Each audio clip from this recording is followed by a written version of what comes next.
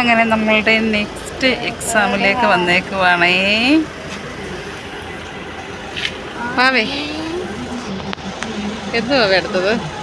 നല്ല വെയിലല്ലോ.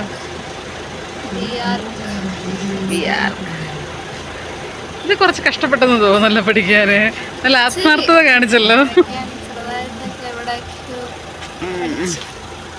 ഞാൻ കണ്ടായിരുന്നു, ഇന്നലെ തൊട്ട് ശ്രദ്ധിക്കുന്നുണ്ടായിരുന്നു. ഇച്ചിരി ആത്മാർത്ഥത ഇതിനകത്ത് കാണിച്ചോന്നൊരു ഡൗട്ടില്ലാതില്ല.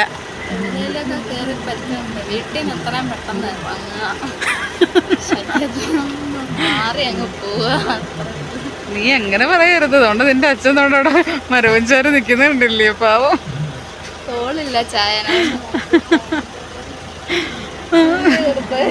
സൂം ചെയ്തത് കാണിക്കാവേ. ഒരച്ഛന്റെ രോദനം.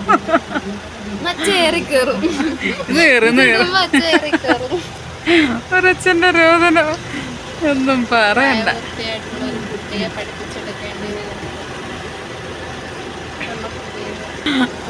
പോവാതെ കള്ളവടിച്ച് നടക്കുക. എക്സാമിന്റെ പേര് ഇത് മൂന്നാമത്തെ അവധി. ആകെ അവള് എഴുതിയിട്ടുണ്ട് എക്സാമും അവധി 3 SPക്ക് അറിയണം.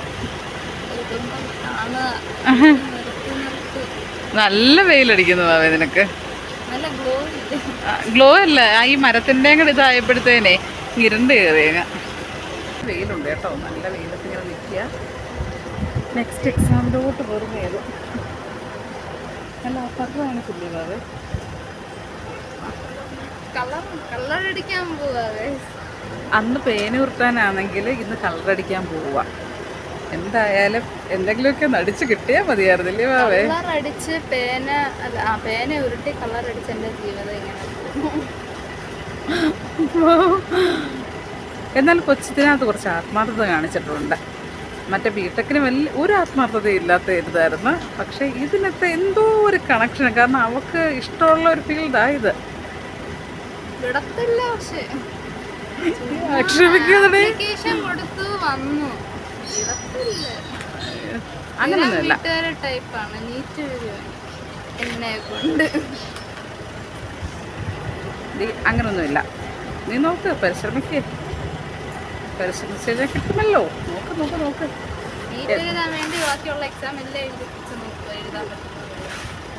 എന്തായാലും വണ്ടികളൊക്കെ കിടന്ന് തിളയ്ക്കുന്ന കണ്ടില്ലേ? നല്ല അമ്മാതിരി വെയിലത്ത് നിൽക്കുക, കണ്ണ് കാണുന്നില്ല. ഇനി ഇപ്പം വാവ എഴുതിയിട്ട് വന്നിട്ടുള്ള ആ ലുക്കൊന്ന് നോക്കാവേ, അന്നത്തെ പോലെ. 1:48 സമയം. നമുക്ക് 6:30 ദൈവമേ, എക്സാം കഴിഞ്ഞ് ഇറങ്ങി വന്നതാ രാത്രിയായി, 7 മണിയായിട്ടുണ്ട്.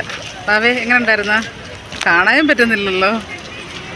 വണ്ടികളുടെ വെട്ടത്തിൽ വേണമെങ്കിൽ നമുക്കൊന്ന് കാണാം. അവസ്ഥ ഏതാണ്? വിശന്ന് തല പോഞ്ഞു.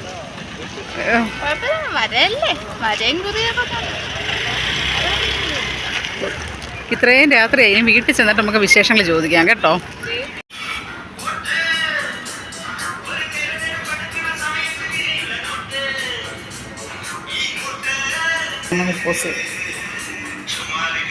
വാവേ ഉറങ്ങുവാന്നോ? വാവേ എന്ത് പറ്റി? എക്സാം എഴുതിയത്. എന്നാലും എങ്ങനെ ഉണ്ടായിരുന്നു? വീട്ടുകാരും പറയാമെന്ന് പറഞ്ഞായിരുന്നു. എൻ്റെ ജീവിതത്തിൽ 5 മണിക്കൂർ ഞാൻ കൊണ്ടുപോകും. വായില്ലേ?